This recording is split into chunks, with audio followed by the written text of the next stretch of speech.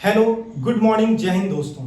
युवा शिक्षा के इस यूट्यूब चैनल पे मैं अमित सिंह कश्यप आप सभी का हार्दिक स्वागत करता हूं। जैसा कि मैंने आपसे कहा था कि इस यूट्यूब चैनल पे जीके जीएस बेस्ड जितनी भी एग्जामिनेशन हैं उसके लिए कंटेंट डाले जाएंगे। यह कंटेंट आपके एग्जामिनेशन के साथ साथ आपके नॉलेज के लिए भी बहुत ही फ्रूटफुल होगा।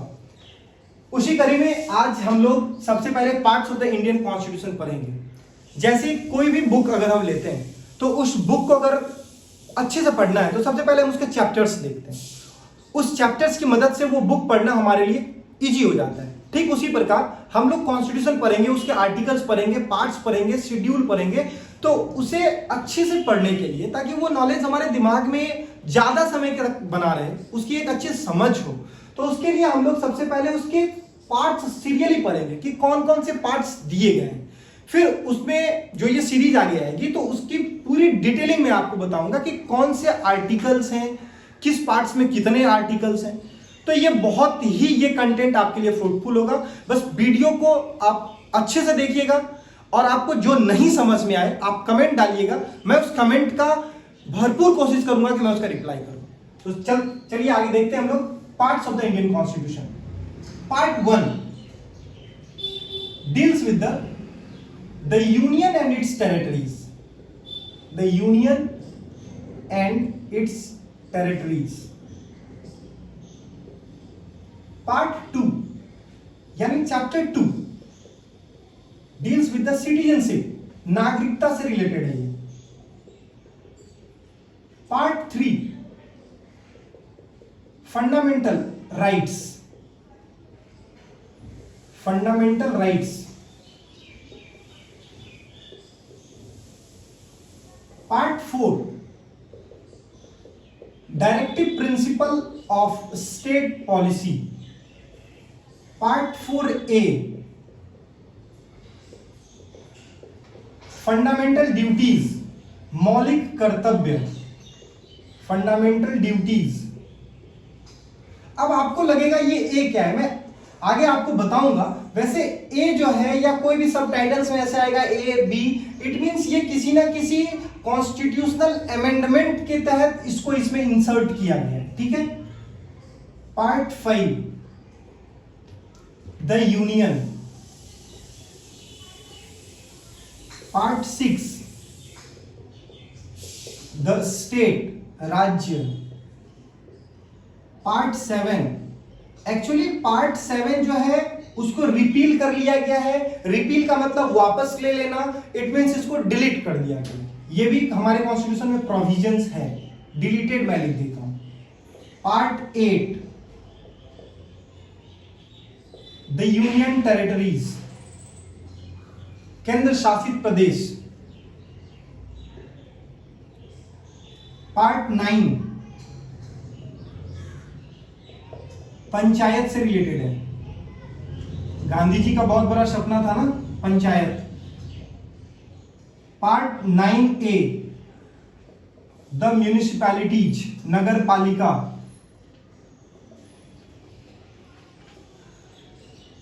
पार्ट 10 नहीं 9B भी है, 9B कोऑपरेटिव सोसाइटीज, सहकारी समितियां, cooperative societies. Part 10 the scheduled and tribe areas, the scheduled and tribe areas. Part 11 relation between the union and the state.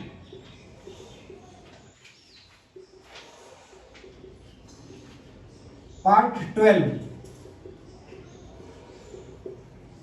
finance, property and contracts. Part 13 trade and commerce within the territory of India.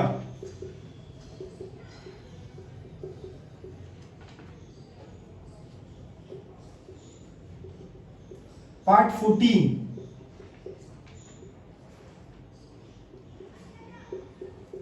Services under the union and the state,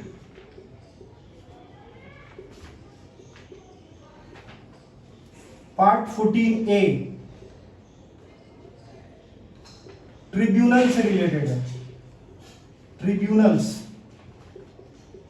part 15 election से related है। Part 16 special provisions related to the certain class,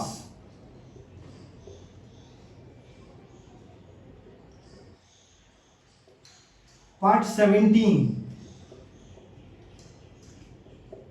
official language, part 18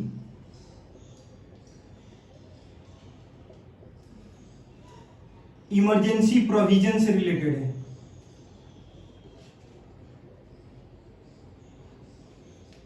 part 19 मैं यहां लिख देता हूं,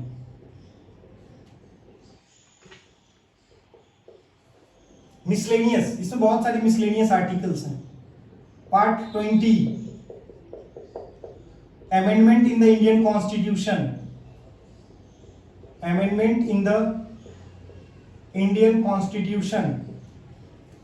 part 21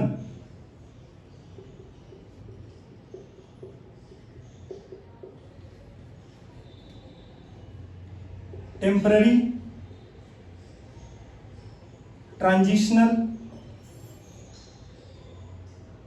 and special provisions.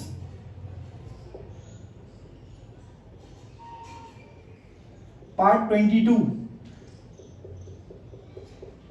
Short title, commencement and repeal. ये वही वाला रिपील है जो पार्ट 7 में इसको डिलीट किया गया है, तो यहीं से लाया गया, इसी में वो प्रोविजंस है। अब देखिए, अगर ये हमें याद हो सकता है अच्छे तरीके से, तो आपको भी याद हो सकता है।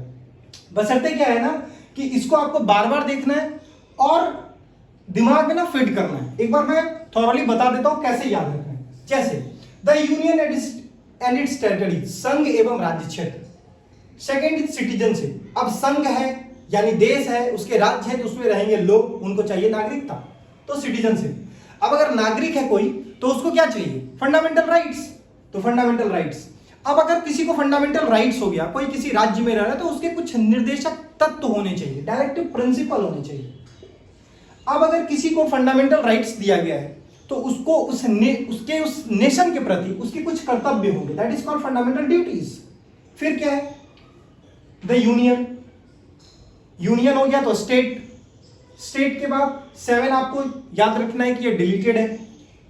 यूनियन टेरिटरीज, संघ, राज्य और केंद्र शासित प्रदेश। 9 में पंचायत, गांधी जी का सपना। 9A the municipalities. 9B cooperative society, सहकारी समितियां। 10 the schedule and tribe areas. 11 relation between the union and the state, संघ और राज्य के बीच में जो रिलेशन होता है वो दिखाया गया है। 12 फिनांस, प्रॉपर्टी एंड कॉन्ट्रैक्ट से रिलेटेड है।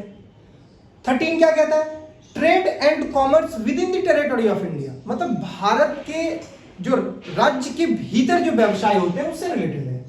14 services under the union and the state, जैसे यूपीएससी हो गया, स्टेट में अगर आप देख लो तो बीपीएससी है, जेपीएससी है, यूपीपीसीएस है। 14 ट्रिब्यूनल से रिलेटेड है। 15 इलेक्शन से रिलेटेड है। 16 special provisions related to the certain class. अब इलेक्शन है तो इलेक्शन में कुछ रिजर्व कॉन्स्टिट्यूएंसीज वगैरह होती हैं तो उससे रिलेटेड है। 17 ऑफिशियल लैंग्वेज से रिलेटेड है। 18 इमरजेंसी प्रोविजन से रिलेटेड है। 19 मिसलेनियस, इसमें बहुत सारे मिसलेनियस आर्टिकल्स हैं, इसकी मैं जब डिटेलिंग करूंगा ना एक एक करके तब मैं बताऊंगा। पार्ट 20 जो amendment in the Indian constitution, जो हमारे कॉन्स्टिट्यूशन में संशोधन होते हैं उससे रिलेटेड है। 21 टेम्पररी, ट्रांजिशनल्स एंड स्पेशल प्रोविजंस, कुछ टेम्पररी आर्टिकल्स हैं, जैसे आर्टिकल 370 जो जम्मू एंड कश्मीर में था वो टेम्पररी था, एक स्पेशल प्रोविजंस के तहत दिया गया था, वो पार्ट 21 में भी है। एग्जामिनेशन में डायरेक्ट क्वेश्चन आ जाता है इससे। Part 22 short title, commencement and repeal, कभी कभी रिपील करना होता है, तो उसकी भी एक प्रोसेस है, तो वो 22 में। तो देखिए दोस्तों, अगर ये हमें याद हो सकता है तो आपको भी याद हो सकता है। बशर्ते करना ये है ना, आपको इस चैनल पे बने रहना है, और इस पे मैं प्रॉमिस करता हूं आपसे कि पूरी की पूरी वीडियोस में डालूंगा इसकी सीरीज, और जैसे हमें याद हुआ वैसे मैं आपको भी याद करवाऊंगा। बस आप इस युवा शिक्षा के इस यूट्यूब चैनल पे अपना प्यार, अपना सहयोग बनाए रखिएगा, लाइक शेयर एंड सब्सक्राइब कीजिएगा, और आप कमेंट्स भी करते रहिएगा। आपके कमेंट्स हमारे लिए बहुत ही वैल्यूएबल साबित होंगे। आपकी फीडबैक मैं देखूंगा, उसके तहत ही मैं आगे इंप्रूव करूंगा। तो इंतजार रहेगा आपके लाइक शेयर एंड कमेंट्स का। Thank you. जय हिंद दोस्तों।